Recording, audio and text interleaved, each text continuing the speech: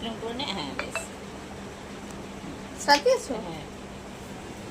Hello everyone, good evening. তোমরা সবাই কেমন আছো? আশা করি তোমরা সবাই খুব ভালো আছো। তো দেখো, আমি ঘুম থেকে উঠে চাটা খেয়ে বসেছি সবে, আর ভাই একটা মাছ ধরে এনেছে। যেহেতু আমার বাড়ির সামনে ভীষণ বড় একটা ঝিল রয়েছে, তো চলো তোমাদেরকে মাছটা দেখাচ্ছি।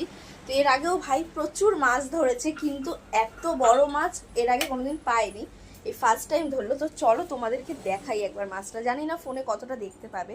তো দেখো দেখো মাছটা ভীষণ বড়,